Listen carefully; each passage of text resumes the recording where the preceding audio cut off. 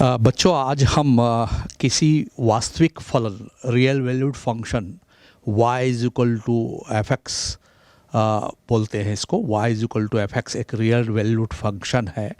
इसके डोमेन यानी प्रांत x के किसी बिंदु पर इस फंक्शन की अवकलनीयता यानी डिफरेंशिएबिलिटी का हम अध्ययन करने जा रहे हैं।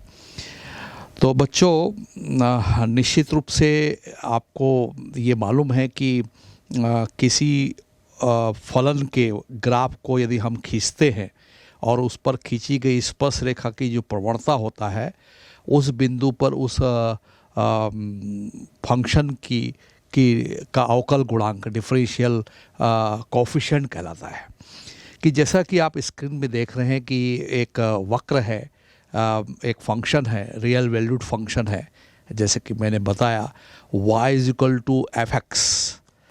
और निश्चित रूप से हम स्क्रीन पर देख रहे हैं कि इसका एक ग्राफ है y is equal to F X real valued function का, और एक कोई छेदक रेखा है L।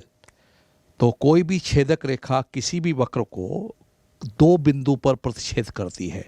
आप स्क्रीन पर देख रहे हैं A और B पर वो इंटरसेक्ट कर रही है उस वक्र को। उस फलन के का जो ग्राफ खींचा हमने, उससे जो वक्र प्राप्त हुआ उसको एक छेदक रेखा L जो है वो दो बिंदु A और B पर कट कर रही है। A के निर्देशांक में x1 और f ऑफ x1 कह रहा हूँ, B बिंदु के निर्देशांक आप स्क्रीन पर देख रहे हैं x एफ एक्स है। x is equal to x पर है, जैसे कि D में दिख रहा है x is equal to x, और C पॉइंट पर दिख रहा है आपको x is equal to x1। तो अब बच्चों विचार करिए कि ये जो छेदक रेखा है स्पर्श रेखा में कैसे बदलेगी।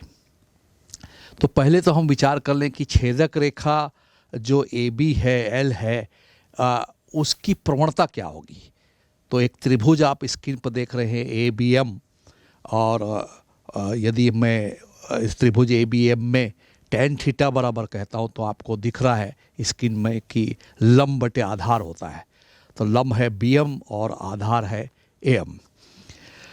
तो BM की वैल्यू स्क्रीन पर आप ध्यान से देखें कि BD में से हम MD को माइनस कर देंगे, यानी BM के जगह हम BD माइनस MD लिख रहे हैं, और बटे आधार AM के जगह AM के बराबर CD आपको स्क्रीन पर नज़र आ रहा है, ग्राफ में नज़र आ रहा है। तो बच्चों BD की वैल्यू आप ग्राफ में देखिए ध्यान से FX है। मैंने D पॉइंट को x बराबर x माना है जानबूझ से, ताकि मैं आपको उसके अवकल गुणांक को ठीक से समझा सकूं। और MD की जो वैल्यू होगी वो f ऑफ x1 होगी, जो AC के इक्वल है।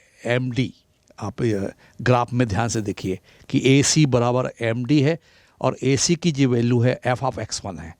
और नीचे जो CD है वो निश्चित रूप से x में से x1 को माइनस करेंगे तो CD की वैल्यू x माइनस x1 है।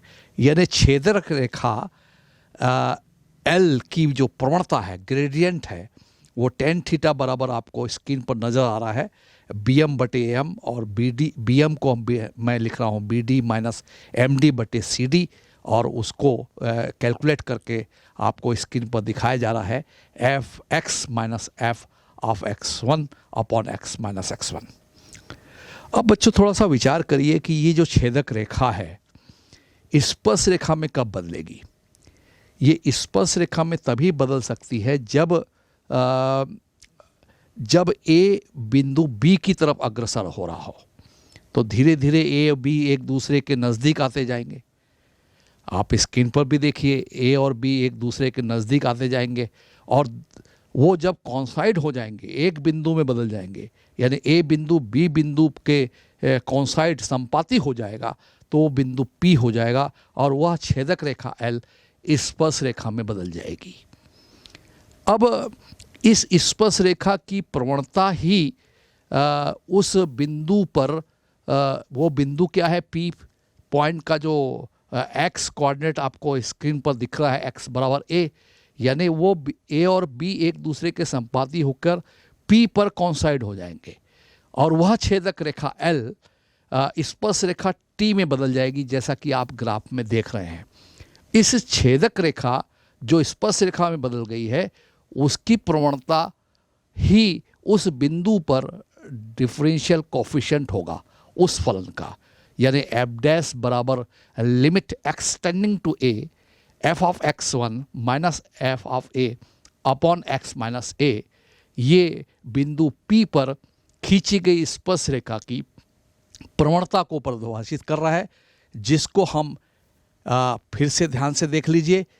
उस स्पर्श रेखा जो छेदक रेखा है, स्पर्श रेखा में बदल गई है, उसका जो बिंदु P है, जिसका x कोऑर्डिनेट x बराबर a है, x बराबर a पर स्पर्श रेखा T की जो प्रवणता है वो F dash A is equal to limit X tending to A F of X minus F of A upon X minus A से हम लिख सकते हैं।